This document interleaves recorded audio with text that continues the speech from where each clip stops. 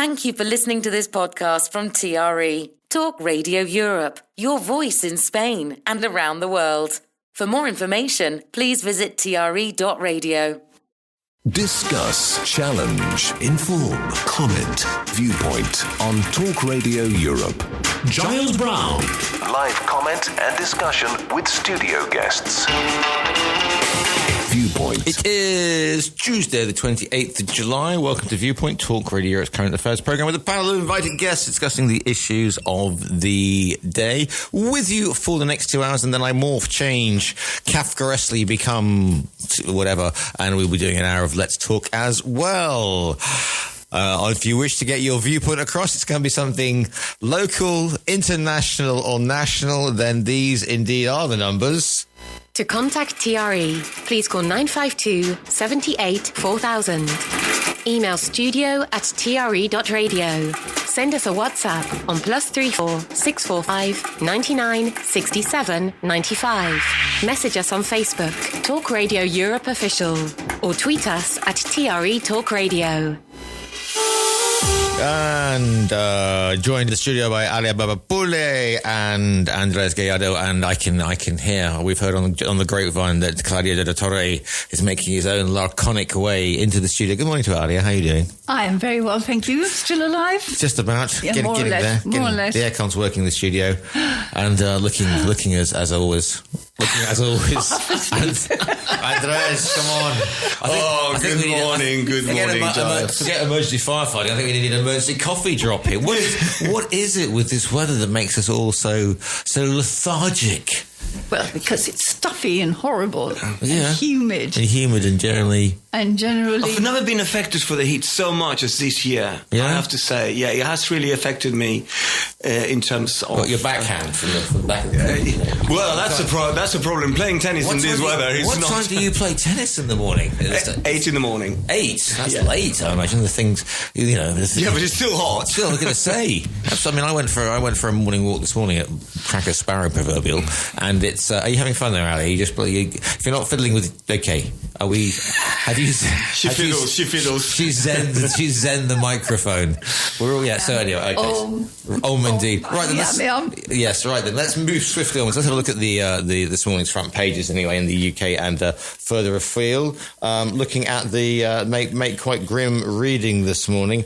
Starting from the top today, and top of my paper pile is going to be the following. Race against time. Wildfires are raging through France and Spain lead the front pages of several papers. Race against time, says the iPaper, next to a photograph of a French firefighter standing in front of a burning row of trees and tall grass. French President Emmanuel Macron holds crisis meeting, and Spanish Prime Minister Pedro Sanchez warns of the consequences of climate emergency, the paper reports. Meanwhile, the UK fire crews brace for wildfires, the paper says, as a fourth heat wave looms this week. Independent, race to contain wildfires before new heat wave. Flames racing towards Bordeaux. Financial Times, again, mega fires stalk Europe. The Times, again, French race against time to stop fires, but also Burnham's hard hat schools. This is a rejigged curriculum as our Prime Minister, Andy Burnham's hard hat schools, saying that children as young as 14 will be encouraged into technical training rather than academic education. Telegraph, picture of the... of President Zelensky with Prime Minister Burnham, and Burnham axes Blair's university vision. Hard hats as important as graduation caps. The Guardian's got a picture of Bill Oddie on the front because he was an utter joy. Tributes as Goodies Bill Oddie dies at 85. But also teach pupils for local jobs. Burnham Town Schools. Meanwhile, Daily Mail, Burnham's £8 billion death tax nightmare, fears that the PM will try and impose 10% levy on all inheritances. And also they've got a picture, a new photograph of Susie Lampu. 40 years ago she vanished. That's making us all feel extremely old. The Sun, I'm Mandy Burnham. This is, what on earth is this? This is a dead ringer for Andy Burnham. It's obviously a very, very quiet news day. Just because you got a short haircut and some glasses doesn't make you look, well, okay. Meanwhile, tributes to a Titans of Telly. This is the Bill Oddie, of course, who passed away, and also Ronnie LeDrew, who was the voice of Zippy from Rainbow. But meanwhile, this is How Could Somebody Be So Cruel to Ask Metro, reporting on the beginning of sentencing hearing of a funeral home director in Hull, where, well, let's not even go what happened, but yeah, it's not a good story. Bodies were piled up like a horror scene. That's in the Daily Express. Daily Mirror, sorry will never be enough. Grieving victims reject cruel Undertaker's apology. And finally, the Daily Star, because we need a bit of levity. We've lost a goodie and a bestie. Packham tribute to Springwatch Circles. Bill Oddie, who passed away yesterday. And just looking at, to have a quick look at your Spanish front pages today to see what they're saying, because we try and keep it international. Carrera contra el fuego. 24 horas, crítica antes de so we've got 24 hours before the heat wave. That's El País, El Mundo, the grande evacuación de nuestra historia. That's the largest. Yeah, I get that. Thank you. I'm just looking at you lovingly. I didn't need it. Yeah, even I can work out what evacuaciones in Spanish. You know, what else we got? And again, critical 20. Lara's on critical 24 hours for with the fires.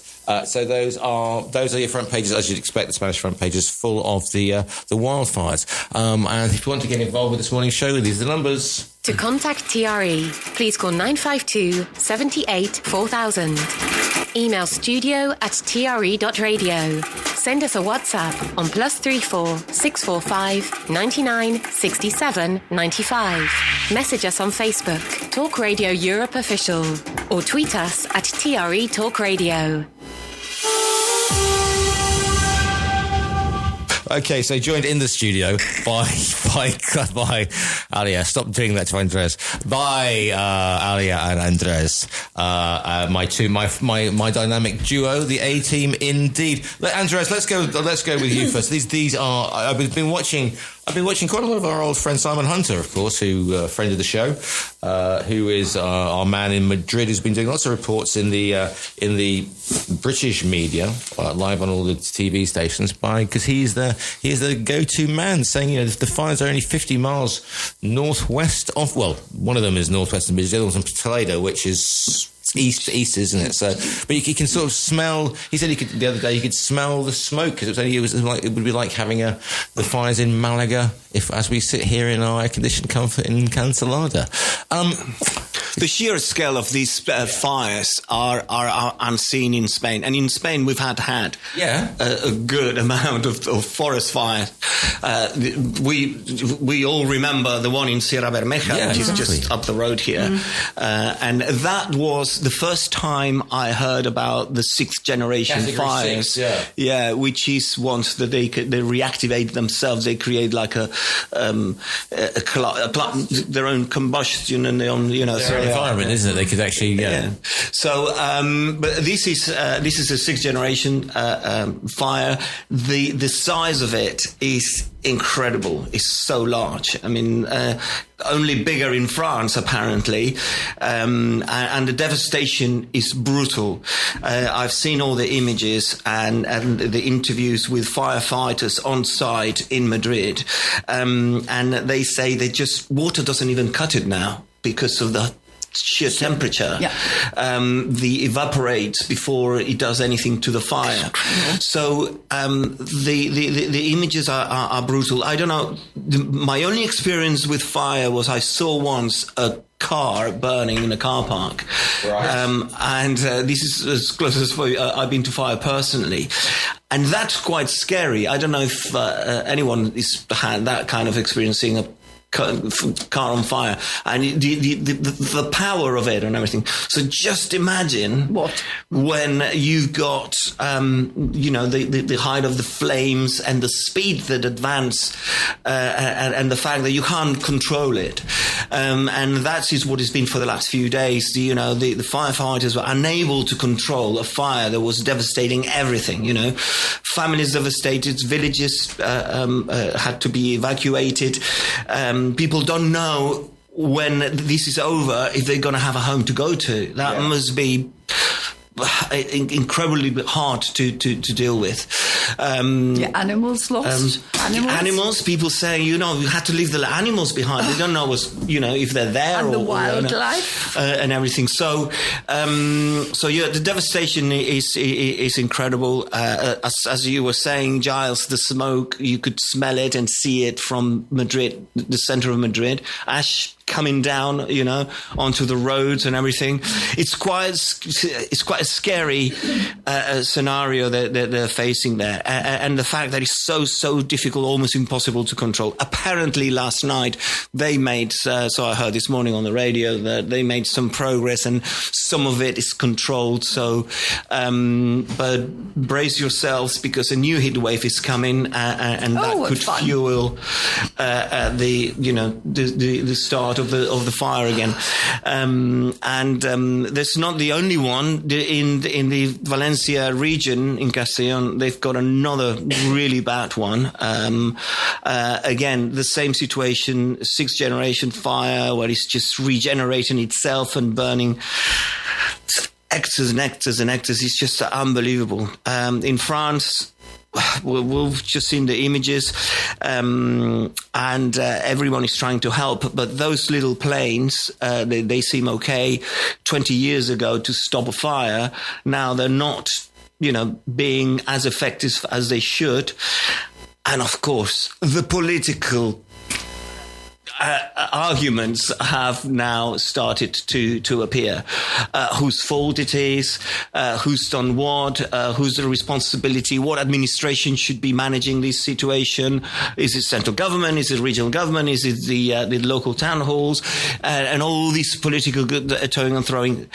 As a citizen watching it, I find it quite pathetic that they're arguing about the politicians' positions rather than say, look, forget about everything. Let's just deal with the fire. Yeah, but the thing is, and maybe you can help us with this, Andres, because it went from being a local emergency, then it was a national emergency was declared, and that might sound like a bit dramatic, but that is presumably so they can get all the resources needed. They don't have to go through the autonomous regions, because previously, before it was a national emergency, then presumably Alvela, the regional, it would be Castilla y León, yes, and also the Comunidad de Madrid would have to deal with their firefighting efforts independently. But as soon as they declare it a national emergency, then it goes straight to central government, and that becomes a political football straight away, doesn't it? It does become a political football. There is a process, of course, because the fire management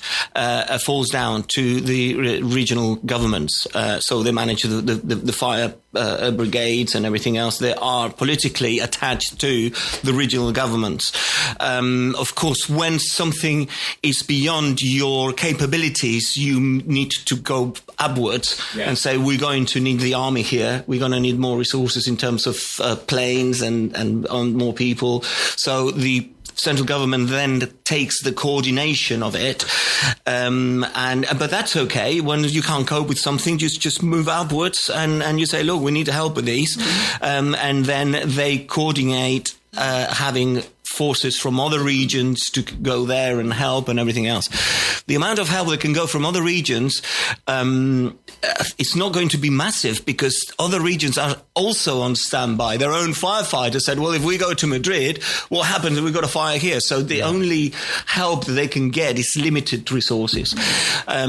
So now the situation now is just to analyze what's happening here, because we had a fire in Almeria. Last year, we had really bad fires, again in Castilla y León. Really bad fires the previous year in the area of Galicia, that, believe it or not, suffers a lot from fires. So this is an ongoing problem that all my life, since my childhood, I've known that there were fires in the summer. That's nothing new. But the difference now is that the size of the fires and the extreme power of those fires they have never seen before. So this is something new and something that is evident that not in France, not in Spain, we are prepared to deal with. The whole world is burning. Yeah. The whole world is burning. Everywhere you look. NASA issued some photographs from space showing exactly the extent of the fires all over the world. It is everywhere. Yeah. Africa is being burned to death. Don't even think about Australia. California, all these places. Canada, the Cairngorms in Scotland, in the northern countries. But there is, of course, everyone points at climate change, and totally agree with that. Climate change is one of the factors, but that's not the only factor. That's I tried to explain that to someone the other day. Of course, there is an important factor, but this is not the only factor. Here in Spain, we've had a situation where we have almost abandoned the rural areas. You go to these villages and you realize the population, most of the population now is over 65. Yeah, sure. So young people don't want to work, and stay in the villages. So the amount of work surrounding the villages that is done in terms of agricultural land and livestock that naturally eat what grows, I hadn't thought about this, but often. Yes, so there is a lot of what they call fuel, which is what left on the ground. Left on the ground. Yes. Then with extreme heat we have because of climate change, that dries out very quickly, and that is all fuel. Indeed. That years ago you would have the little lambs and the cows and everything else eating all of that excess of vegetation. And that in itself was a natural way of controlling the spread of fires. Well, now we don't have that anymore. No. I remember when I first came to Spain in 1977, when you used to walk up in the hills, you could see people actually with big rakes cleaning out undergrowth. They don't do it anymore. Because there's no young people left in the villages to do it. It's all there. It's just a huge combustible waiting to happen, which has happened. So also we've had a particular year of a lot of rain that has got a lot of vegetation that is dried out with the heat, and that's a lot more fuel. They were talking about tons and tons of what the firefighters call fuel, which is just like dry vegetation. And there is not only what I'm trying to say is not only one factor that's created this situation, it's a number of things, and lack of planning is part of it. We were talking last time, because of the Almeria fire, the need of having the fields cleared and clean and everything else. And I remember saying, but the size of the country and the size of the areas we're talking is so difficult to do. So it's got to be done village by village, house by house, so that they create these fire breaks, and that's not being done. One of the things that made me laugh the other day, in inverted commas, of course, is that one of the fire stations got burned down because all surrounded of the fire station hadn't been cleared of dry, flammable material. And they were saying, the town hall hasn't done well because they haven't done that. And I said, hold on a second. You're talking about firefighters are sitting there and they should say, look, the council is not coming to do it. Let's do it ourselves. You would think that, wouldn't you? But obviously that didn't happen, and that went, under the fire. So there is a lot of things that can be done, because I don't think we can do anything about climate change. It's here with us, and we're going to have to live with it. But we're going to have to adapt to the things we do, and the administrations have to encourage small town halls, small farmers to contribute during the winter months to clear all that and have natural fire stops. The thing is, the small farmers are having a bad enough time trying to survive anyway, scratch out a living without having to do the work that presumably was done by when the farms were up and running with, as we said before, there's a migration from people from the campo to the cities. I mean, that's why they're running campaigns and saying, that is one of the main things. They call it the empty Spain. The empty Spain. It's empty because people from the villages don't want to live there anymore. The possibilities are very small. They don't like the rural life because youngsters now, they look at the rural life and saying, I don't want that kind of lifestyle. So they move away and they go to cities and they find jobs elsewhere. I saw that when the Hyundai Industry was launching that campaign a couple of years ago now, just after that thing of which we no longer speak, one of the villages was a stan, which is like 15 kilometres up the road, which is, really? yeah, it was a stan. It was like, move to a stan, we'll help you. And it's like, literally you can be in the port of abuse in about 20 minutes from a stan. It's hardly being the other side of, the Ebro Valley, is it? I mean, come on, but yeah. But I mean... the port of abuse. Yeah, you've never heard that before. No? Port of abuse. You've heard of port of abuse. I've heard of a lot of things, but never Port of abuse. Port of abuse. Port of abuse. No, I never heard that one before, but there you go. Good. Thank you very much. I knew what you meant when you said it. Of course. Port of abuse. Yes, indeed. But yeah, I mean that is one of the things. So we have the weather conditions with the rain. We had the fact that we've abandoned practically the rural areas.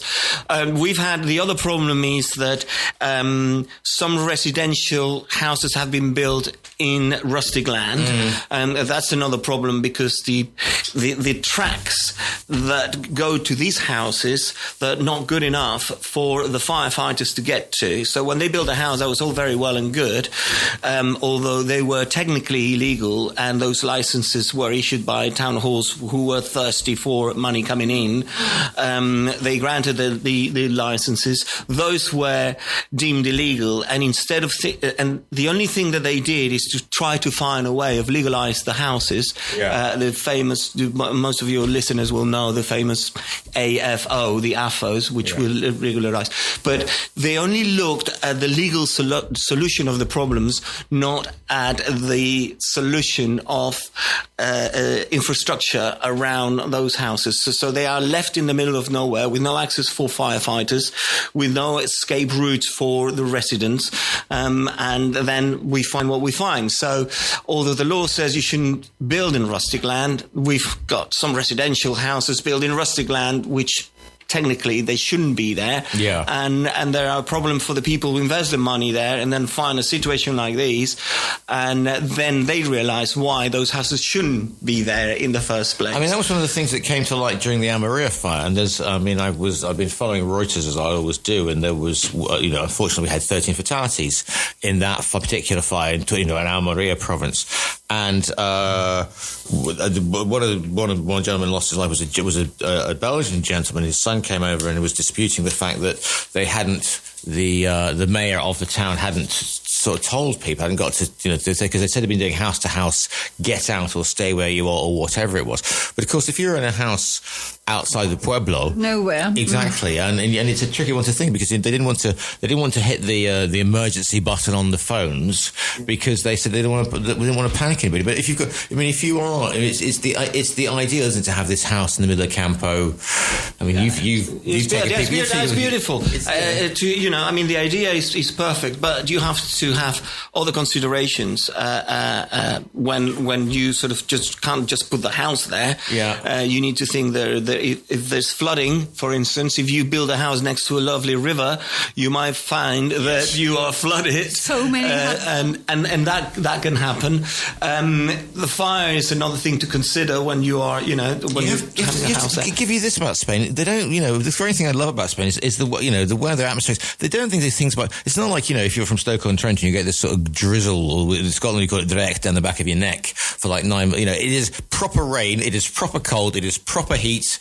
It is proper fires. None of this. It's burning bush messing in the corner, messing about. But this is the thing, isn't it? They when you look at the like saying the flooding we have, it's absolutely. But again, there's a certain amount of preparation you can do against the flooding, as we saw after the horrendous with the download and the whole thing. But this one is, these fires can start from lightning strikes. They can start from as we said before, it can be a piece of plastic or a bottle that is left somewhere for half the year, and then I mean, I know that we've seen that some arrests being made, but this isn't sort of arsonists running around with burning torches saying. Well, in France it was. Well, in France it was, but that's yes. Yeah. I mean, I think there is something that needs to be clarified. I think your listeners will appreciate that.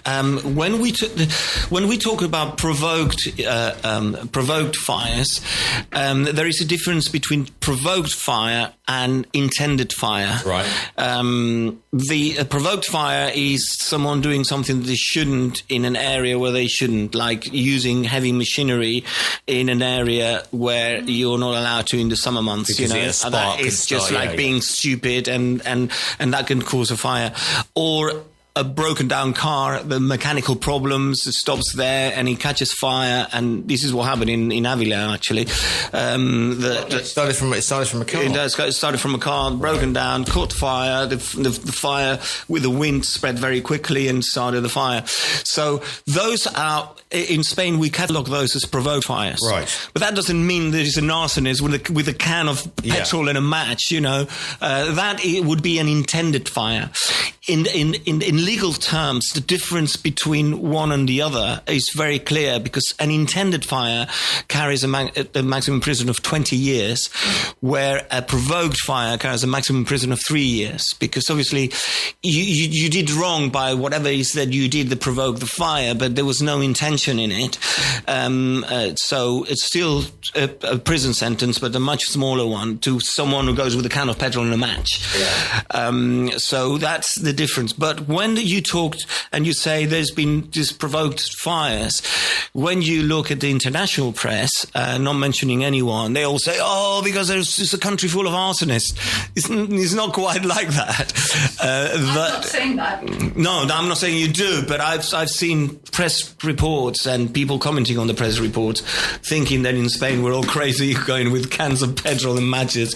But that's not the case. That is, in some cases, people being stupid or not careful enough, and that can provoke a fire. So the message should be, just be very, very wary that in the summer months, in some areas, there's things that you have to be super extra careful, The thing is, a problem that we have everywhere in the world is you have a certain amount of people who think that setting fires is fun.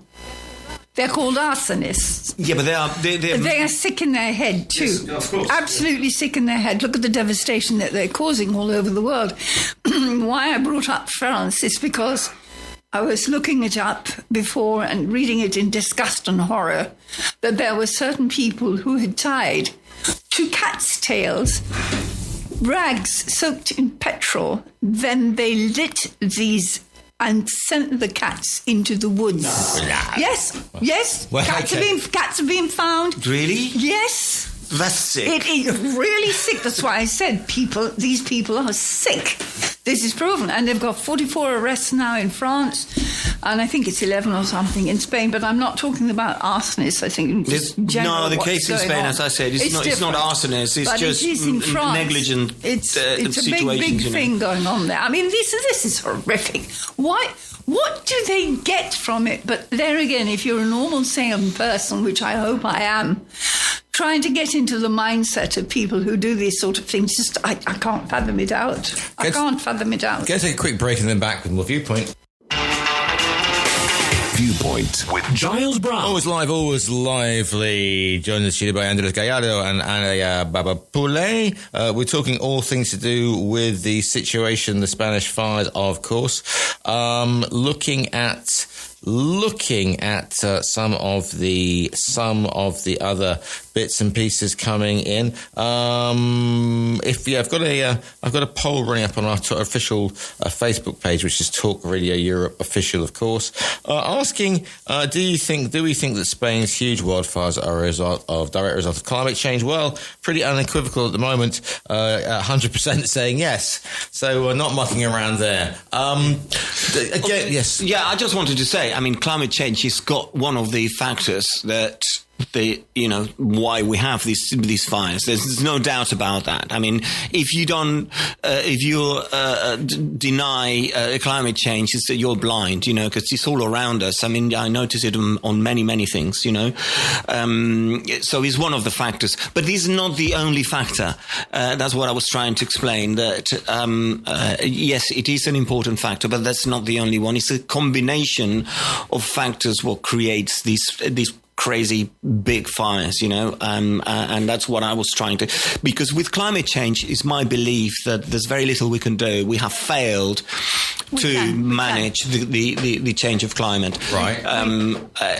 Yes, that's why, I know you disagree with that, Alia, but I truly believe that, with climate change, there's nothing we can do. So we have to look at the things that we can do, like, making sure the rural areas are not abandoned and they're well looked after, and there is ways that we can tackle those fires quicker, better, and then don't spread so quickly. So that's what we have to prepare for, and that's what, because the fight against climate change, I'm afraid, and I very hope that I'm wrong, but I think we've lost that battle. We've reached a point of no return, but we are not quite just tipping over that. We can turn it around. I've been saying this climate change problem since 35 years, and I was laughed at and told I was stupid, and what do I know about it? And here we are. And so it's one of the things which gets me very, very annoyed, as it should be with anybody, because, we've only got one planet. We're all sitting on it. We only have a finite amount of water to use. We're not going anywhere, no matter what Elon Musk thinks he's going to do sitting on Mars. I wish he would go and sit up there and then get him out of our lives. So we don't listen. Space Karen is. Oh, yes, we don't need to hear his stupid voice anymore. I know. And it's Viewpoint, Giles. I know. It's Viewpoint. That's all. It's just when you haven't had enough sleep and it's too hot. I'm seeing, Oh no, I don't mind the heat. Okay. It doesn't bother me. Yes. But I do rage against stupidity. The other thing is that there are lots of people, Andres, who have been saying we can come back from this. There are one huge thing that we need to do, and they've all been saying it, is get rid of or reduce drastically our dependence on fossil fuels, which is where we are having problems because we are upsetting. This is not me. I've been saying this for a long time, but it's bigger heads and more learned heads than mine saying that is one of the huge problems that we have, our reliance as generations of people, my generation especially, which is causing the problems, not me particularly, but my generation have caused these problems because, A, we probably didn't understand the ramifications of what could happen further down the line. And now the young people who are going to be stepping into our shoes when we're gone are faced with all these problems of dealing with the world as it is. So we've got to take a step back and listen to people who know more about it than we do and hope to God that we can do something about it. I'm just hoping we can. You're right in saying that it's been a long time that we've been hearing all this. It's been 40 years that we've been advised that climate change was coming if we didn't do things. But we haven't done it. That is the truth. We're better than the people who knew better. Or maybe because it was inconvenient for us to do what was recommended. True. And there's not only that, one thing that a lot of people realized is that this is a global problem. Of course it is. So if people in London or in Germany or even in Spain, they say we are going to change our lifestyles to commit for the health of the planet. If you got 1 billion people in China who don't even take any notice. I'm just saying as an example. I'm not saying they don't take any notice. I'm just saying that it has to be all of us. It cannot be just one country or one section of a country that believes in it and others don't. Quite right. So it has to be a global effort. I agree. And that if we cannot agree a budget in Spain, how can we agree on changing the lifestyle of the whole planet? It's something that it's the whole problem with that situation is that nations, quote unquote, who are unfairly called the third world. For example, Brazil are told that they cannot be cutting down swathes of the Amazon, the whole thing, because it's creating the lungs of the world, etc. And they are arguing, well, we need to have that land raised because therefore we need to have more meat production for our growing economies, and we want to be we see ourselves, because people look towards the American the European model, thinking that is the highest form of life on the planet. That's the thing that everybody should aspire to. And actually, when it comes to it, perhaps we should step lightly on that particular thing, because otherwise it's seen as basically eco-colonialism on somebody saying, well, obviously I want to have my shiny new phone or whatever, and I'm I'm morally superior because I'm recycling. I'm putting everything in the green bin at 6 o'clock and not 10 past 6, on a Tuesday. And yes, if you are coming from India, if you are coming from China, you're like, oh, you're coming from Africa. It's like, hang on a second, I want, my kids or my brothers and sisters are the people who are mining for your lithium, for your battery or whatever it is. And B, why shouldn't we fast track ourselves to that sort of thing, yes. rather than going, isn't it terrible about the smog in India, for example? Yeah, exactly. So that's the whole thing. That's a very good point, well made there. Well done, Giles. Of course, we cannot, and we still have that kind of colonialist ideas that we should be doing that and the other, and the rest of the world should follow suit, and it's not going to work like that. That's why I'm saying that at this point I think that battle is lost. Climate change is with us, and we need to adapt our lifestyles to what's coming, because if it's not fires, it'll be flooding. We saw that in Valencia 2 years ago. Look at that. Yeah, that was. That is unprecedented. The fires in Madrid, unprecedented. Yes. Everything is unprecedented. So we are dealing with a new wave of problems that we need to prepare for, because then we'll have extreme temperatures the other way with freezing times. Should we be checking our biblical text to see what plagues coming in? Should we worry about boils? Should we be worried about locusts? Plagues of boiling frogs. Let me know. 95278 4000. Going to the WhatsApps, Ribbit. Going to the WhatsApp. We're looking at just one thing on the Campo there and the fires, etc. That one of the problems you've got in the Campo is that Junta de Andalucía have said they want to stop people grading the hills they used to with the machines and to strim. But when you strim, you leave a certain amount of residue behind in a different way, which actually makes it more volatile. So it's a bit for fires. So it's a bit of a catch-22. Yeah, I'm not a countryside person, so I don't know exactly what needs doing. But one of the things that I hear people complaining about is that the people in the countryside, they know best what's best for the countryside because they know it so well. And sometimes when they want to do things, they stumble into the administrations and the bureaucracy. And then if they see that they need to cut a tree down because it's a problem, to cut that tree, the amount of paperwork and permissions and the kind of things that you have to go through, they just give up and don't do it, and that eventually becomes a problem. That doesn't apply in Marbella, where the no, they just apparently the mayor was obviously has had a trauma as a child. She was probably dropped in the shrubbery because of the way that the removing trees ad hoc everywhere, and then replacing them with small, boxes which give off more heat. So here we go. Right. Anyway, yeah, but that's managing urban areas. I'm talking about Campo. I'm talking about rural areas when the people in the rural environment they used to, at least, I don't know now, but they used to know better than any admin person in the well, they should do, shouldn't they? In the regional government. And to the lines we go. 95278 4000. Morning, caller. What's your name? Where are you calling from? What's your viewpoint, please? Morning, Giles. Peter. Morning to you, Peter. How are you doing, sir? I'm very well, thank you. This is Viewpoint, so I can point out the stupidity. Please do. As was just said, yeah. Well, Andreas, you're not Spanish, are you? You're certainly not culturally Spanish, because you obviously raised mostly in England and major cities, I'd have thought. So you don't your points on climate change and allios are just, as far as I'm concerned, ridiculous. And you just said, leave it to the people in the countryside. Well, I was born and bred in Hampshire. My playground was in New Forest. My swimming pool was the River Test and the River Itchen. I moved to Spain 23 years ago. I live in an old mill, Molino Hondo. I am surrounded by other thinkers.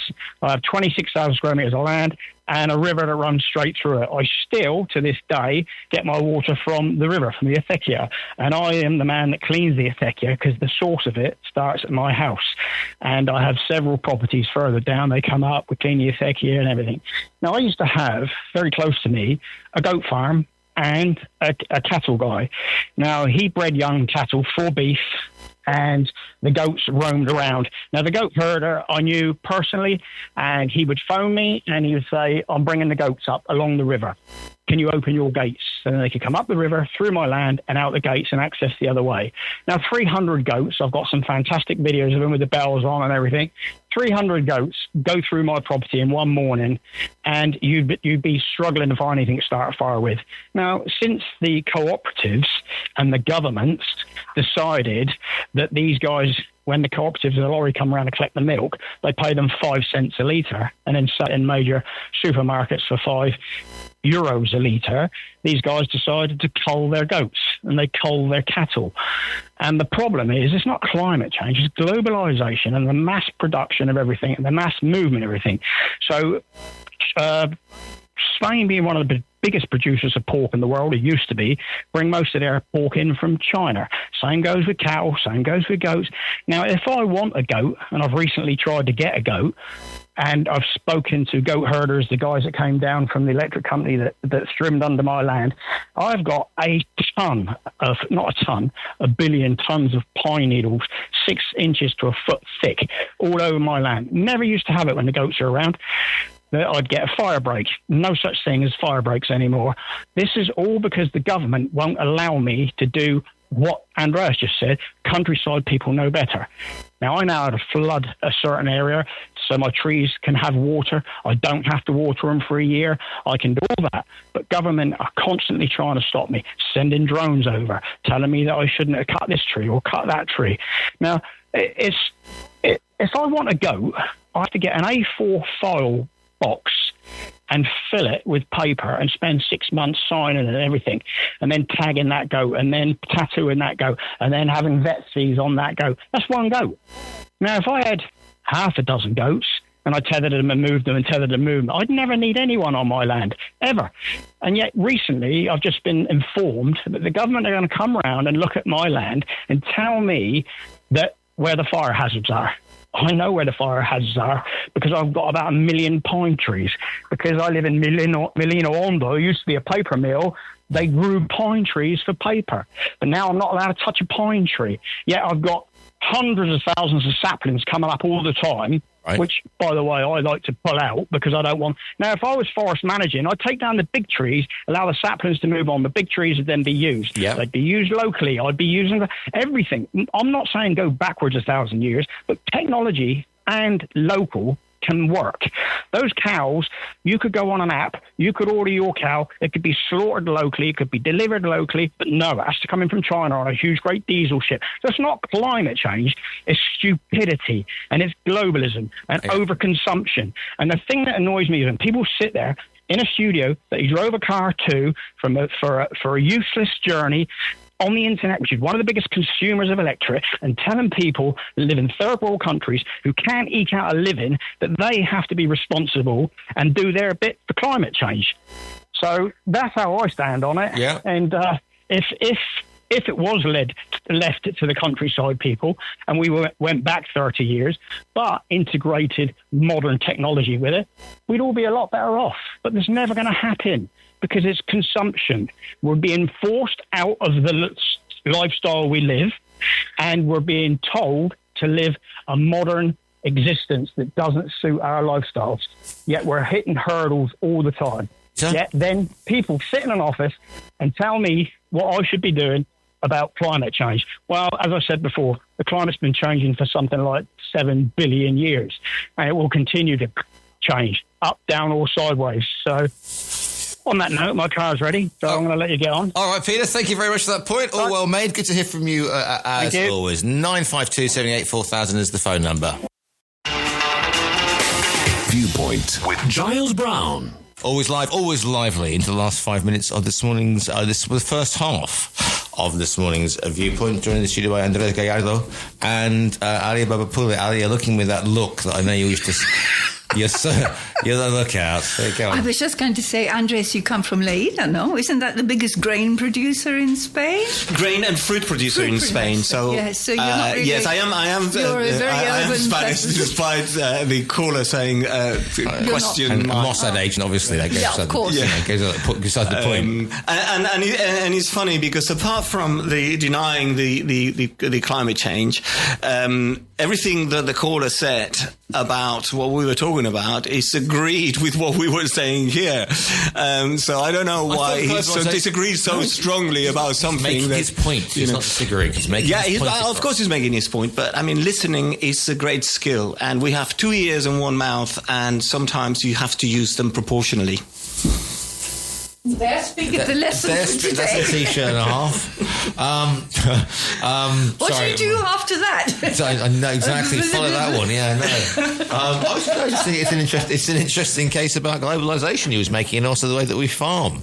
I mean, we've all gone about farming and the methods, but the whole thing about shipping stuff around halfway around the world. It is a common complaint from farmers that the bureaucracy is stopping them from doing the job that they. It's been there for years, and the whole thing. Yeah, and I think that is one of the radical changes that have to happen very quickly to allow the farmers to operate in the way that they know, because they know the countryside better than anyone else. I mean, as the caller said, he knows his land and he had the experience with the goats going 26,000 hectares, or wasn't it? Was it acres? Acres. No, not meters. Meters. Sorry, Pete. I just made you the Judge of Alba by mistake. Sorry. The fact that the goats would eat the excess foliage and everything was helpful. Now the guy couldn't, manage the business because of the bureaucracy and the price of the milk he was selling and how it's retailed in supermarkets and everything. All of that is very true, and is something that has to be tackled and quickly. The problem in Spain is that we have different layers of administration, and it's very, very difficult for anyone to get agreed on anything substantial. So we just plodding along sometimes in terms of administration, which is not helping anyone. Certainly not it's not only we're talking about the agricultural side and livestock and everything else. It's many other sections of the administration who are not in touch with the real needs of the people in the street. I think we've all come up against something or other in our journey through life in Spain. But that is something that we've been, most liberals are trying to get the message to the politicians to say, look, a real reform of the administration, of the way the country is administered at civil servant level is something that is urgent and is needed. But nobody wants to touch that because political parties think about the short term of the political life, and that means an awful lot of votes that they could lose if they do something that the civil servants are not going to like. So it's complex, but it's needed, and someone should raise the voice out there and say, come on, let's stop being argumentative constantly when we have big problems that we need to deal with. And the fire in Madrid is a great example of that to say, while we piddle around with nonsense, these things are happening in our doorstep, and we cannot allow it to happen. It's the coordination between all the different departments. It seems to be one door in front of the other, which you have to go through to get to one end, and when you get to the end, it's not there, it's somewhere else. Well, I mean, Petro Sanchez says they're going to, one of his things, I think it was yesterday, he said he's going to build 90 million euros for climate shelters and green infrastructure. And I mean, climate, is that going to be like a bomb shelter? But, I mean, they make these announcements, Giles. Yeah. But look, they made an announcement 4 years ago to renew. That's always a good sign. Yeah, 4 years ago they were going to renew the fleet of planes for firefighters. Yeah. You know, and they didn't. No. There was a problem with the supplier, and then the supplier said, "We cannot. You cannot order 7. You have to order 20." So they had to go to the European Union to say, "Who else wants a plane?" You know, because we need to get the orders up to 20. France said, "We'll have it." Greece said, "Oh, we'll have a couple." And Turkey everything. said no. By the time everyone agreed to everything, time went by, and then the supplier said, we can start now to build them. You'll get them in 2031. Right. Well, that's not really solving the helping. problem. No, The not fire at all. is now in 2031. We might not need 7 planes. We'll probably need 40 planes. The way it's going. So it's moving an oil tanker, and we should be moving like a speedboat. Right, moving like a speedboat, we're coming out to the international and national news and then back for the second half of this morning's Viewpoint.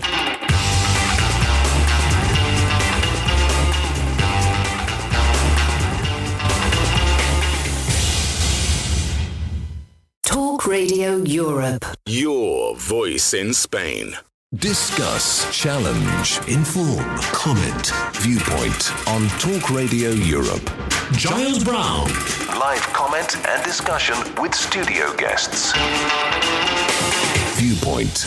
Always live. We've got some breaking news that the magnitude 1.7 earthquake has hit southern Japan.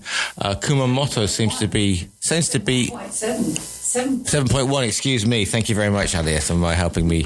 Sorry, this is. I'm only on my 5th coffee today, Oh, okay. so we haven't really woken up. Yes, indeed. Oh, horrendous. Well, the thing is, I mean, there were earthquakes over in the British press were reporting it breathless the other day. There were earthquakes as well, but that was over towards the sort of Lockout, which is always getting. Yeah, we're live, Andres. So please keep your swearing to the minimum. He's left the building. Have I just insulted him? He's not real. That proves he's not a real Spaniard. A real Spaniard would have stayed in. You see. Anyway, if you want to get involved with this morning's show, and why wouldn't you? These are numbers. To contact TRE, please call 952 78 4000. Email studio@tre.radio. Send us a WhatsApp on +34 645 99 67 95. Message us on Facebook, Talk Radio Europe Official, or tweet us at TRE Talk Radio. To the WhatsApps we go. We're talking about the fire in Campo Living. Hi. Again, on trees in the Campo, I can mainly say about Cordova province. They are normally okay when we apply for works with a quick visit and a response. We have been several times recently to clean fell stands of Althanus altissima, as they're classified as invasive. In fact, we, as a deal to take down a dangerous had to remove and poison all the trees. Okay, so the hunter isn't always obstructive. I think there's an awful lot of predictive text in that one, but there we go. Your last, this coming in. Your last caller talked a lot of sense about 1, overconsumption, 2, globalization leading to the nonsense where we import fruit from the other side of the world when we can grow it on our doorstep. How can the Sinvergüenza Infantino justify thousands of people crisscrossing America, Canada, Mexico to watch football? Is that helping global warming? That's Paul from the People's Republic of Manilva. Okay, quite a few things in that one.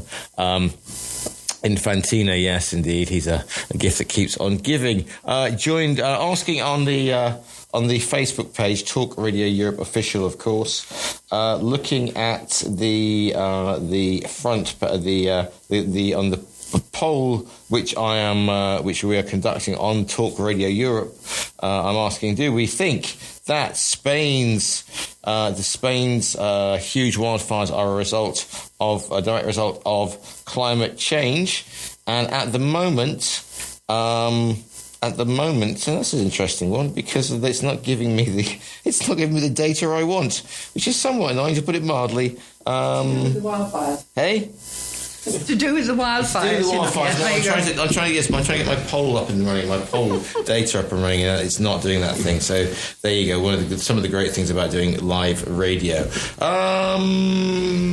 Panel, right then, back into the second half of this morning's Viewpoint. I think we have done everything we need to know about fires and cleaning forests and everything else.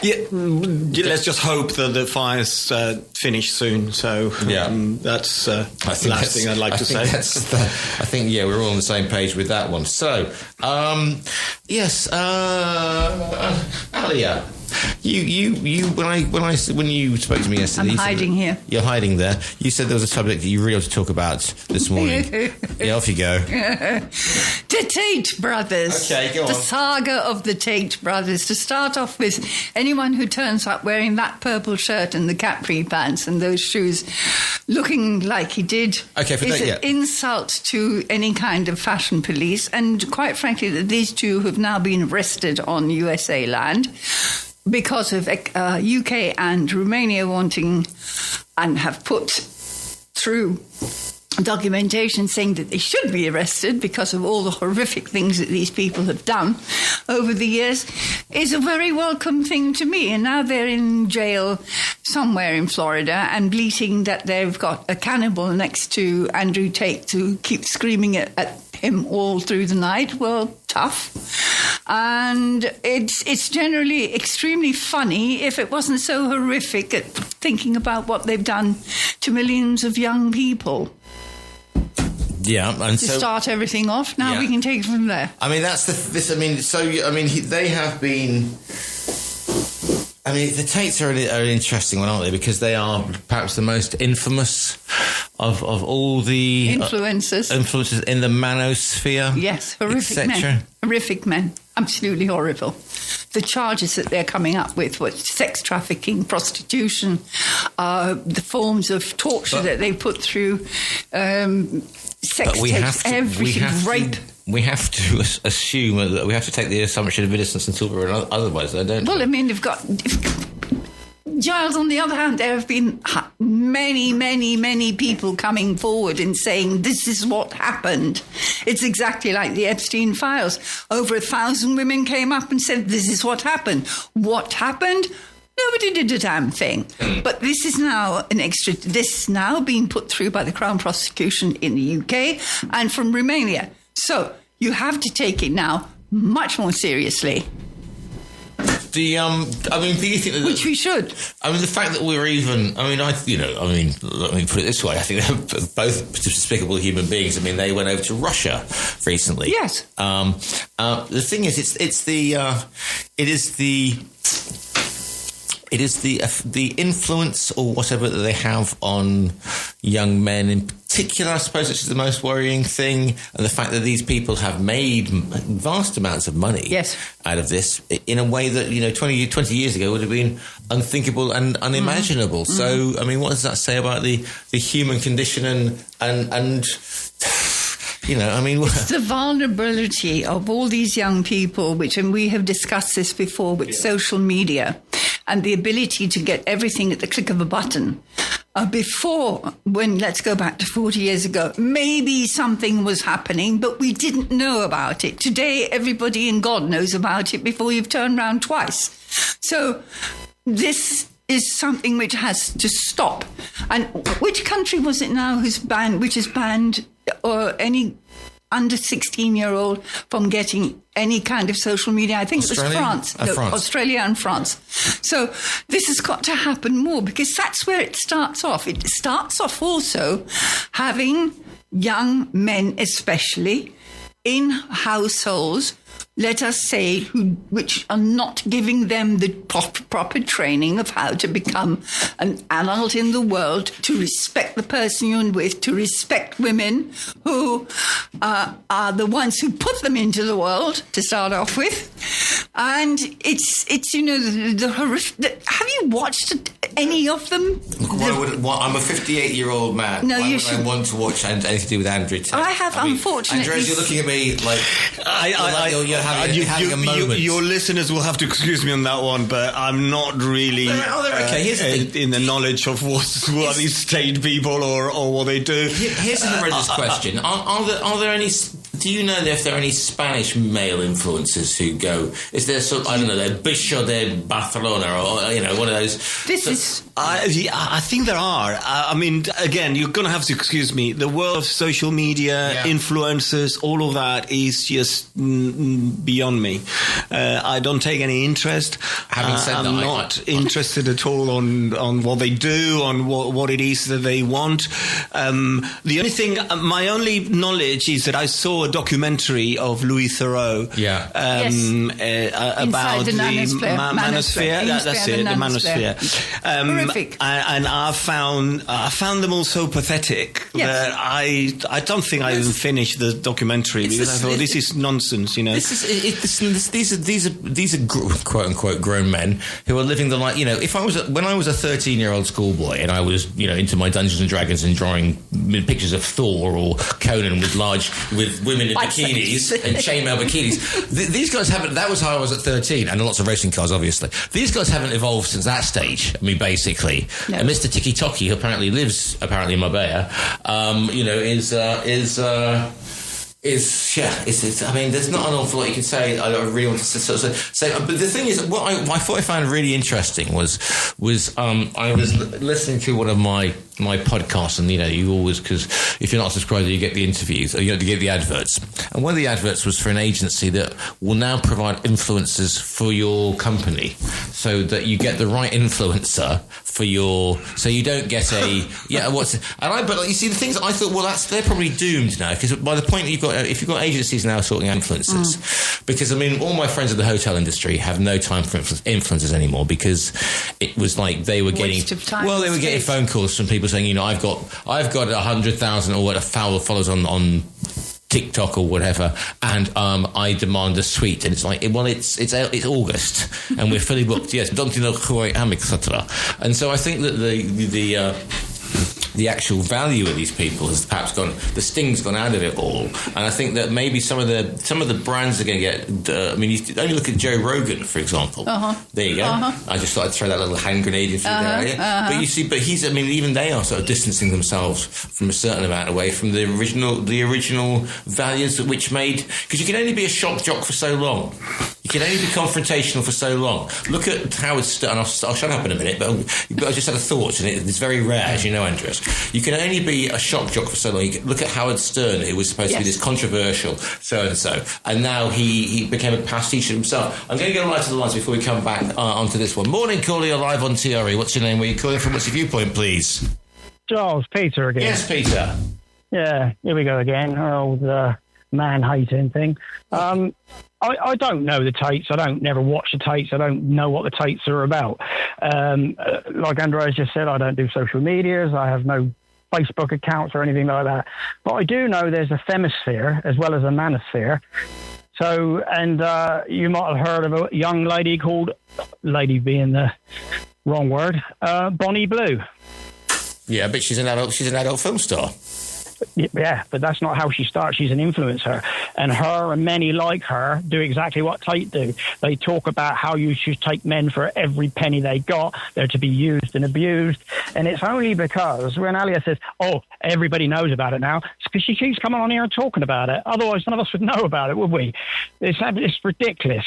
It's something, it's like some Hollywood garbage. And they're obviously going to try to bring down the Tates and anyone like it because they're talking out of school against their beliefs. So whether they did it, whether they didn't do it, but and then you mentioned the are there any Spanish influencers out there? Yeah, I happen to have an influencer who lives in one of my rented property, but not that sort of thing. He's into finance and doing all that thing, earns a very good living out of it, understands all the algorithms and how it all works. And if you're clever enough, you can pick any subject you like. And the more diverse it is, the more you can get people to hate you, the more clicks you'll get. But when you said about, is there any Spanish influence there, you could have stopped at Spanish men, because I've just read again, in the 23 years I've been here, record spousal abuse, murder of their partners. Oh, it'll never happen again. I can remember a time here in Spain, they used to keep numbers, say how many were gone in January, how many gone in February, how many gone in March. Yeah, it just keeps rising and rising and rising. But it'll never happen again. No, not on my watch. We'll endeavour to do everything we can about it. People want to start looking at the sickness in this world and the reason people are doing such sick things, because they're constantly being made to look toxic, useless, and no future for them. Everything is doom and gloom. There used to be a time when a male influencer was what was called a mentor. It was an older brother, an uncle, a father. And this was that you're not allowed to do that anymore. You know, you can't take your grandson or your son and give him a knife and sit down and whittle a stick or go and collect a couple of bird eggs or something. It's just not, these poor young boys must feel absolutely useless. And it doesn't help when people just keep coming on and verifying exactly what they're saying is wrong. So I'll leave you on that one. Thank you very much for that one, Peter. Indeed, 952 78 4000. Viewpoint with Giles Brown. 952 78 4000. Andres.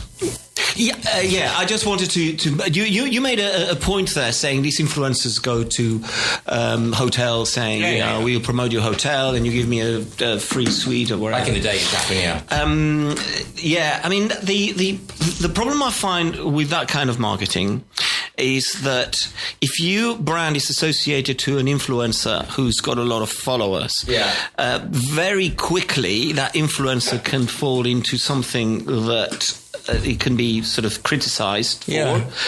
So your brand is associated with that influencer. So it's not such a good idea for brands to associate themselves with. I know they do it, but I mean, if I was a head of marketing of a company, I wouldn't take that route.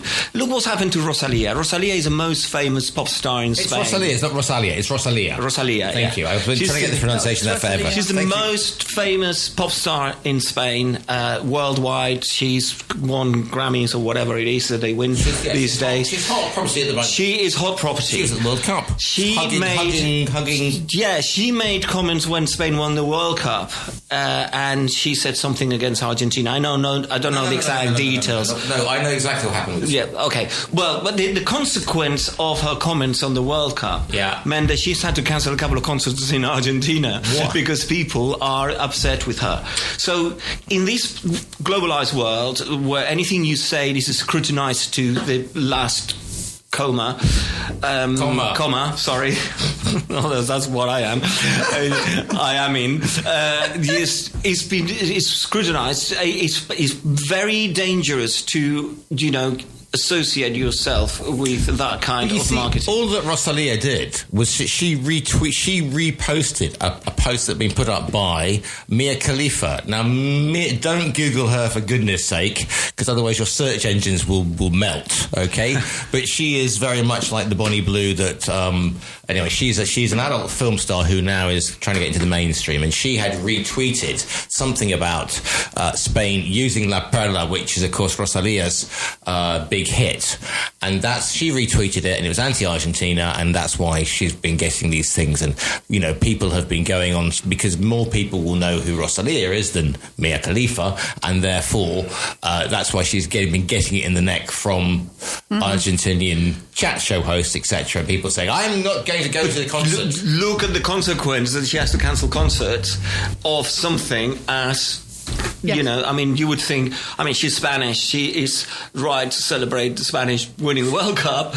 But, of course, when you're a global star, that can backfire. So anything can backfire on you so quickly. And they constantly have to backtrack and everything. So the marketing via influencers, which was the original point, to me, doesn't make a lot of sense because it could backfire on the brand. I must say, though, talking about backfiring on brands, this did make me smile because I was in a discount. Because I am that cheap date. I was perusing the discount section of a well-known supermarket brand only yesterday morning, and I looked over, and there was a cardboard cutout of Megan Fox. Now, Megan Fox was the Transformers movies. 20 years ago, she was the hottest star on the planet. 20, 30 more like. Megan Fox. Oh, Megan Fox. Oh, no, sorry, Megan Fox. Yeah, sorry. Right? Yeah, so... And she was going, I always drink, and it was so-and-so brand, it was supermarket brand coffee, and I was like, my goodness, how the mighty have fallen. If, like, 20 years ago you were doing, you wouldn't get out of bed for less than $10,000, as Naomi Campbell famously said, and now you're doing, Exit Plus, home brand coffee. And it's like, you wouldn't even know if it fell on you from a great height, but anyway... Let's end this lesson. It's also amused me tremendously that these so-called influencers are all under the age of 25. They haven't even started living properly. They don't know what goes on in the world. They just hop around from one place to the other, strike poses, usually manage to get themselves also in trouble with the police because they're standing on a holy site or doing some stupid thing somewhere. And it is. Look at them. Why can't we have influencers who've lived? Who've known what's going on in the world. I think there are a few. I mean, there are not many, unfortunately. You've got these young things flitting around doing all sorts of rubbish.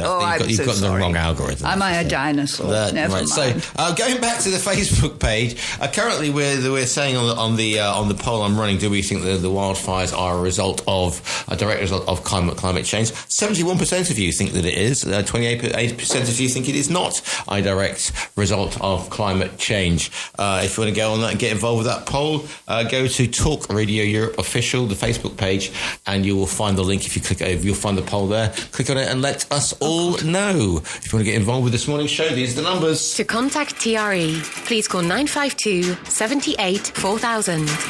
Email studio@tre.radio. Send us a WhatsApp on +34 645 99 67 95. Message us on Facebook, Talk Radio Europe Official, or tweet us at TRE Talk Radio.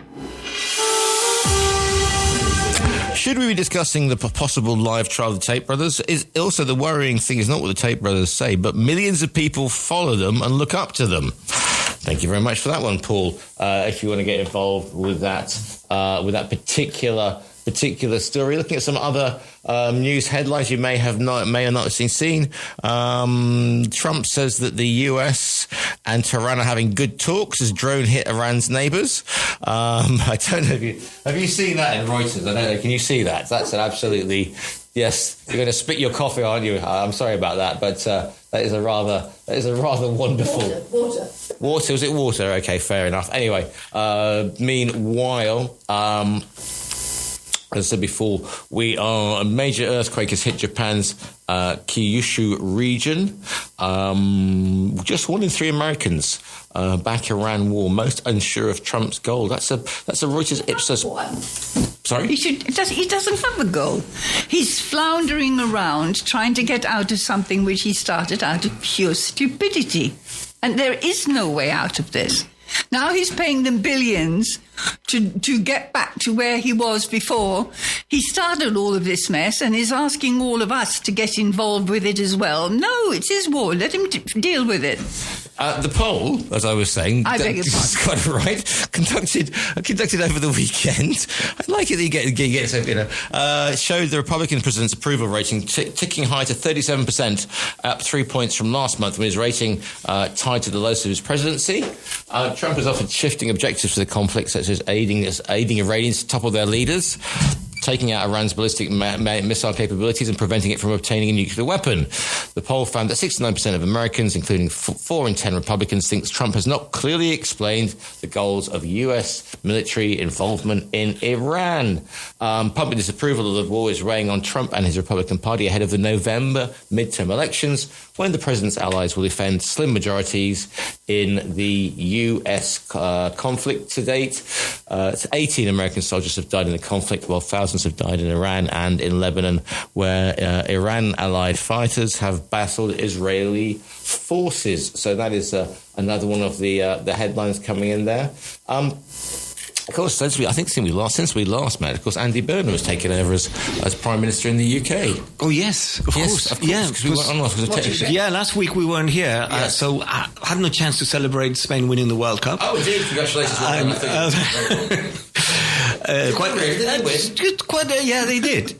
Quite an achievement, actually. In the last 18 years, they've won 3 Euro Championships and 2 World Cups. Yes. Quite an achievement. And we haven't had a bank holiday for it. And the women's team are also the World Champions. As well. So there you go. That's the first time the country's held both cups together. And the Olympic gold. And the Olympic gold, you don't know more than me. There you go. There you go. But anyway, so while we were celebrating in Spain the World Cup, Andy Burnham was taking office in it's a coup. Number 10. Yeah, it would have been, because it would have been very embarrassing if England had won the World Cup and the Keir Starmer would have to go as long as his last duties as Prime Minister. Okay, thank you very much, and then I'm off. I'm being fired tomorrow. But it's well, I mean, you know, King of the North. You're talking about you're shaking your head out of here. Go on. I've followed this story a little bit. One of the things when I saw the speeches when he took over, I looked at the differences with Keir Starmer, and one of the messages that he sent out was one of hope, and the things were going to improve. Yeah. He was very positive about it, and I think if you compare it to what 2 years ago Keir Starmer did, was completely the opposite. He dragged everyone down into a big depression before he did anything. He did a lot. Yeah, he might have done, but I'm just talking about the initial message that you send to people, you know. And I've always criticized him for that particular thing, that just to come into power after a big swing in the vote and everything, great majority, and he said, oh, doom and gloom, this is going to get worse before it gets better, and that kind of message. This guy's it's done the opposite. It's just sent a message of just hope and that things are going to get better, and he's going to look into loads of things. Homelessness, that's one of the first things he said. Yes, but and Andres, all of that, all very well and good.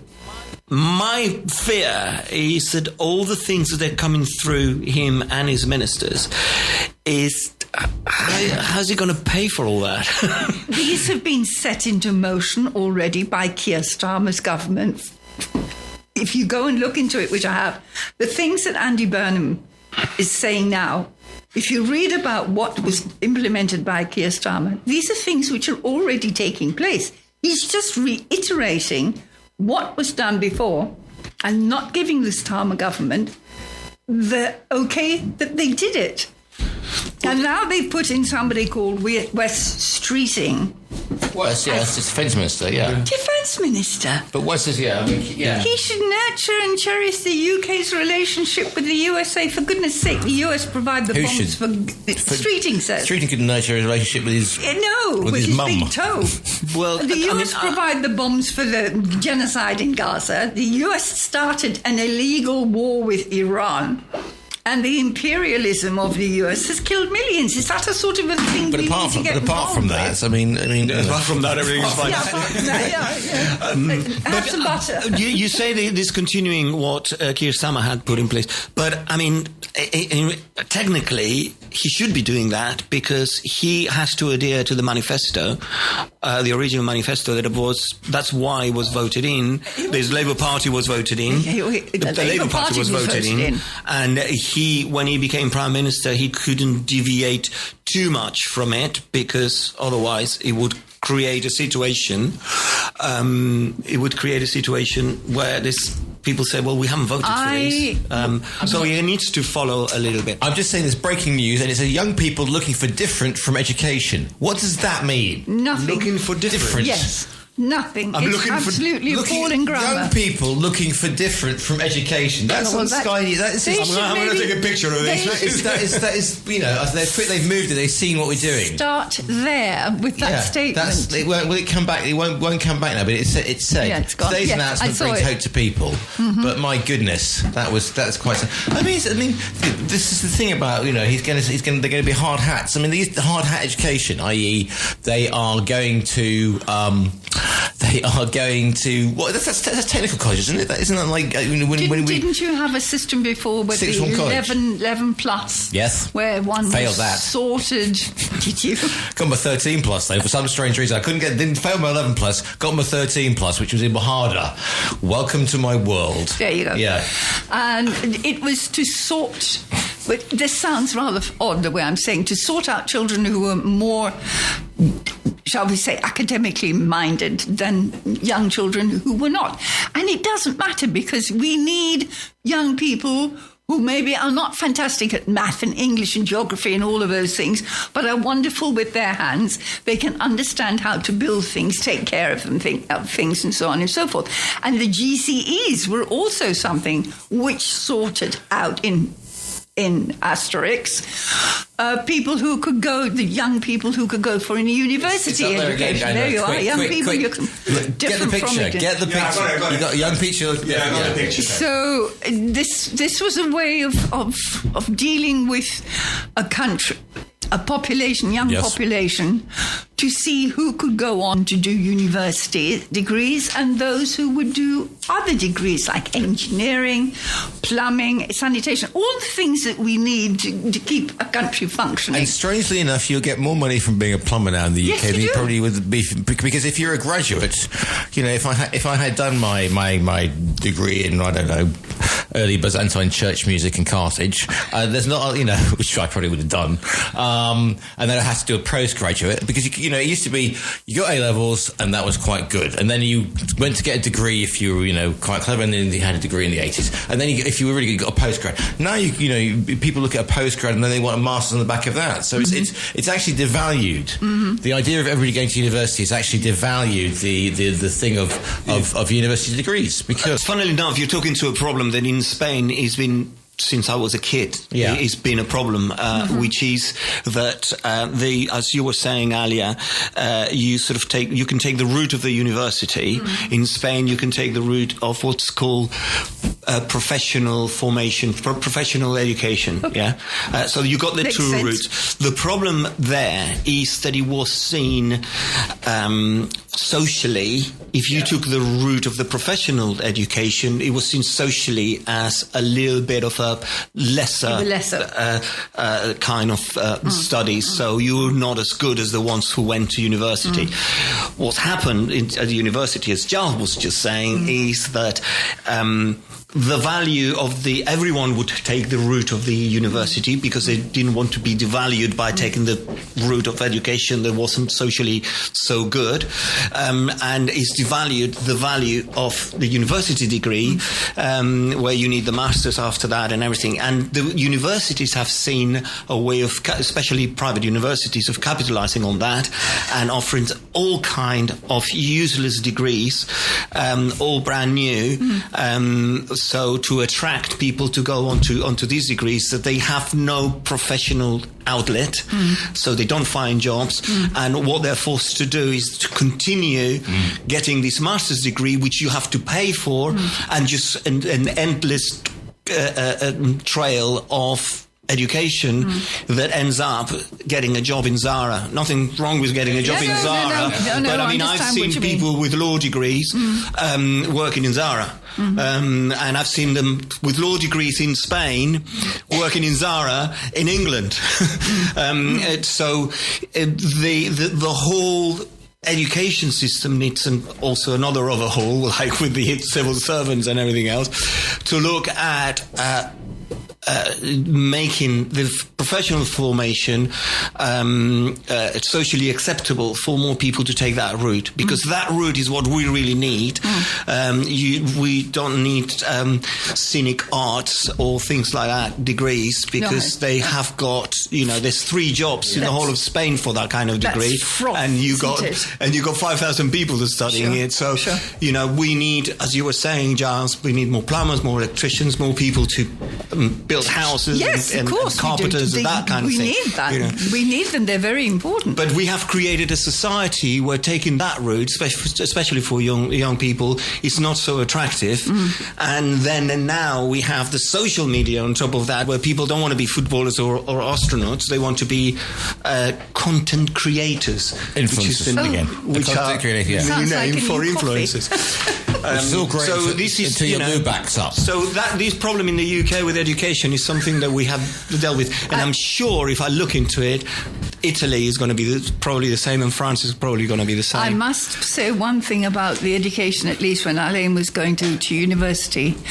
She had done her normal postgraduate, and then a couple of years later, her University of Reading wrote to her and said, "We are offering you an unconditional place to do your master's based on your results." So she did. She called me up and she said, "What should I do?" I said, "Take it. If you've got an unconditional place, they're paying for everything. Just take it and go and do it." So she did. But she's used that also in her work, which thank goodness she was able to. But I quite agree with you.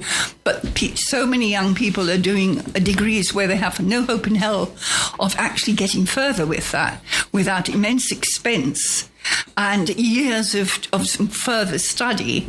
And where are they going?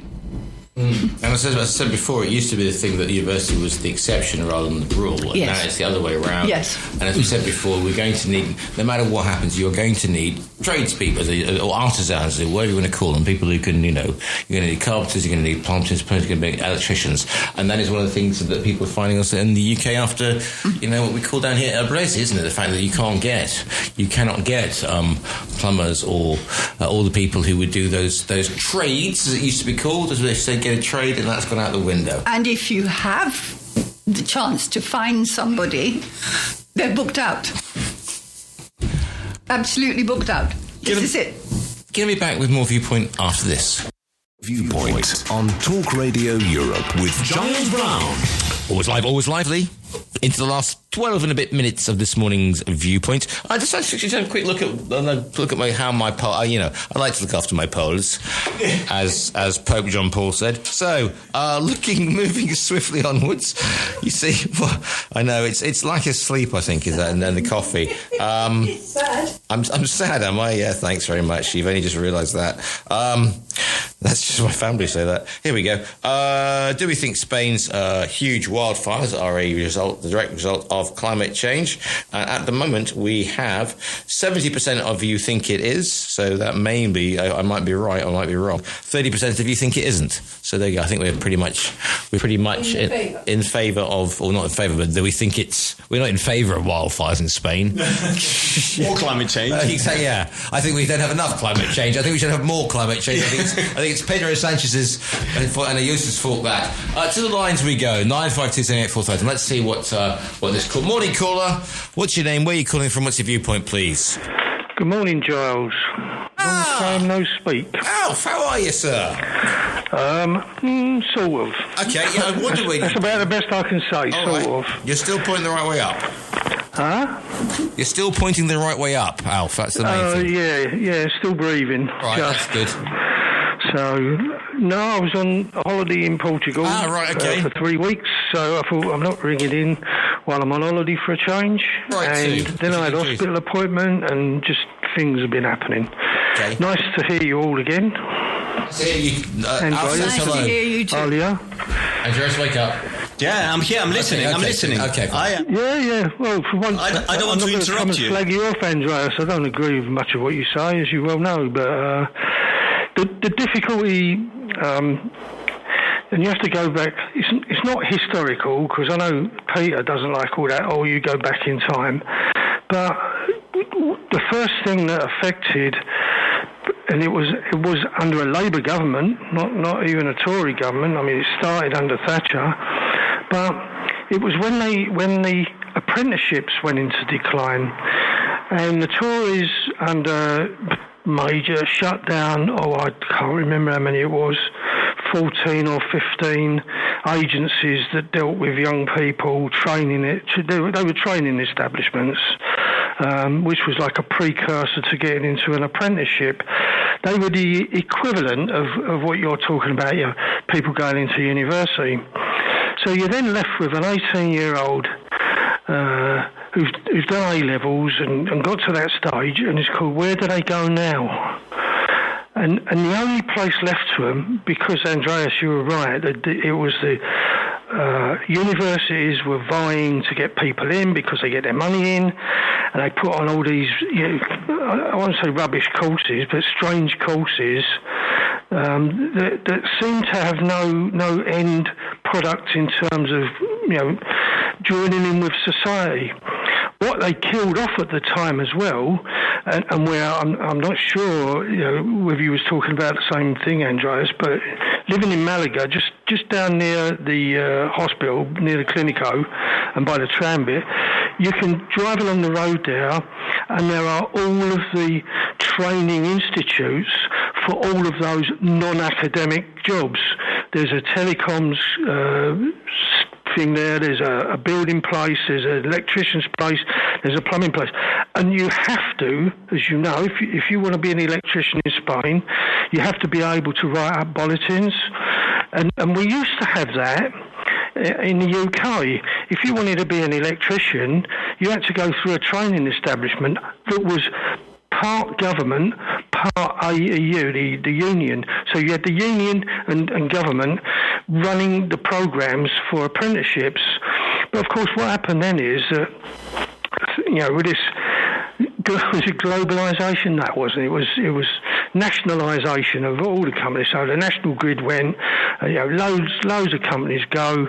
So what do the Tory owners do? They go to Poland for their builders. They go to Bulgaria for something else. They go somewhere. So you had all of these countries coming in, which killed off the apprenticeships. If you went to a building site when I was growing, and earlier you might remember when I left school in 1969. You were a building site, Ali. I had a choice of anything. I could go in a car company. I could go building. I could go to university. I could do all sorts of it. Loads of colleges, and of course the colleges, because of the money, they turn into universities, and you go, but it's a college that trains people in electricity. They're not electricians, by the way. Not everybody who goes to these things turn out as plumbers and electricians. They're water engineers. They're electrical engineers. They're high power, high voltage engineers. They do the big projects, as well as learning how to wire a 13 amp plug to be able to plug it in the wall without blowing yourself up. And that's what has been destroyed. Now, what Burnham is talking about, I won't abuse the guy, he's got in on the back of whatever, right? And I've said it all the way through, as you well know, Giles, I've said it. Charisma failure is what killed off Starmer. Not because he didn't have the ideas, not because he's not intelligent, not because he's genuine, not because he's not... He just failed because he couldn't get the message across. And then they do stupid things like don't listen to the advisors. That would have been my advice. You don't end up with the clowns that you put in as the American ambassador and things like that, which just destroys you. So what happened then? Now, what's happening now is Andy Burnham is trying to turn it back to how do we recover having apprenticeships and things like that. It's not about academic qualifications, but the kids leaving school don't have the colleges anymore. They don't have the training establishments. They don't have they don't train. When I was at school, some of the kids were trained in metalwork, some of the kids were trained in bricklaying, some of the kids they were 14, 15-year-old lads. That doesn't happen in schools now. They're into, you better learn how, Henry V and his tennis balls or whatever it is. It's just, and I went to a grammar school, And that was the difference as well, wasn't it? You had grammar schools, that was your academics, hardly an academic am I. Right, okay. And then you had your secondary schools, which is where all the kids went who were going to end up working in car factories, who were going to be builders, who were going to be plumbers, who were going to be electricians, and all of the people you need in society. And remember, there's 10 times the number of people required to support one serious engineer. Okay. You want an engineer, a serious engineer, you've got to have 10 other people working behind them. And they're the people that you cry. And that's what the country is crying out for. So, and I don't agree with, reform and all that, stop all the foreigners coming in. But there has to be levels of control. And levels of control is, you shouldn't be bringing bricklayers. I'll tell you what they did when they built Canary Wharf, and they were building Canary Wharf. What they couldn't get, because they hadn't trained enough people, and that sounds weird, they're called cladders. Yeah. So when you build a building, the building looks rough, and then you come along and you put all them panels on the outside and they're called cladders. They had to go to Bulgaria and Romania and Lithuania, I think it was, to recruit people to come to Canary Wharf to put the cladding up. So you see all them beautiful buildings, and all the outside work is done by foreign labour. Not because of any other reason, not because the companies were going, we're going to go there for cheap labour, because they weren't cheap. They were going there because the other people weren't available in the United Kingdom. And that's where we keep failing. You look at, and the Tories go, everybody who goes in education has got to do a maths to A level or something. You go, what a pile of nonsense. Alia said it. Not everybody is a mathematician. It's maths, by the way, Alia, not math. That's American. They don't know how to speak, so don't use their language. Maths, English. Not everybody's into that, are they? Like you said, Giles, it's called late developers, isn't it? You failed your 11 plus, but you got the 13 plus. I failed the 11 plus about 6 times before and I only got into the grammar school because they still had places left and they had to fill them. And you remember, I come from the People's Republic of Newham, and it was East Howe at the time, but my parents were over the moon. I got to a grammar school. I went there. I was absolutely, what have I walked into here, I wanted. When I left school, there's no way I wanted to go and work in a bank or an insurance company or whatever that, because that's where they was all geared up to go to. I wanted to do things using my hands and that. I ended up being a trade union official. But no, I was a telephone engineer by trade, so it was about using my head and my hands, and I didn't go up telegraph poles. I built telephone exchanges. Anyway, that's been the problem with Britain, and I don't know how Burnham's going to get out of it, and it's going to take a lot longer than 2 years to rebuild that structure, and it's got to start at 14 and 15, not at 16 when they're doing O-levels, and not even worrying about O-levels. And by the way, over here, they have a choice, don't they, because they have the baccalaureate here as well, which gives kids other options. Yeah. Anyway, all right, Alf, welcome back. Refreshed from your break. Well, I don't know about fresh from my holiday. Yeah, exactly. Well, it's good to have you with us as always. Thanks very much for that call. Cheers, folks. Enjoy the rest of your show. Thank you very much. 1 minute and 40 seconds to go, Alf. So therefore, I'll talk you out. You talk me out. There you go. You can beat me to submission. Alf, good to hear from you again. Take care. 952 78 4000 is the phone number. Just looking at some of the other bits and pieces coming out, because Alf, yes, we've got about a minute to go. A snap election is the only answer. Somebody said it to Andy Burnham, and because they're saying he's ruling out a mandate. Just want to look at my. I thought you were going to say something. Then I was just going to say, how could you probably trust a man who left the Greater Manchester with 1.3 billion in debt to run the country? Okay. Well, go ahead and you said it. Finally, my final poll of polls. 70% of us think that Spain's huge wildfires are a result of climate change. So that means 30% of you think it doesn't. It isn't a result. So there you go. Thanks. Pretty conclusive. Andres, any final thoughts to leave us with? Do you think we're going to see more political next time we'll talk about, because we'll be in peak tourist season, and I want to talk about the situation in terms of anti-tourism, if you like. We'll talk about that in the next one because we've only got 30 seconds. Okay, Even you and I can't get that done. 30 seconds. No, that's an important subject, and I think your listeners will like to hear I think we'll make some of the takes on. We'll on make a special. We'll do a special on that next week. How's that for us? Good idea. I thought so. Sounds good. Any thoughts you'd like to? I mean, apart from hopefully no more wildfires. Hopefully they won't blame Ayuso. The last thing I heard before we started the program is that they were making progress, but that also were very, very concerned about the new heat wave that could, sort of. It's not Zapatero. It's not Zapatero making a fire just to divert everywhere from his. No, the story of Zapatero is another one. Listen, you're finding hidden depths to that man you never knew existed. By day, quite Ali. Thanks very much for joining us today. My pleasure. It's always a great fun. I say, everybody, thanks very much for the WhatsApps in. Andres, thank you very much. Thank you, Giles. The views expressed on Viewpoint by invited studio guests and callers do not constitute an opinion endorsed in any way by Talk Radio Europe.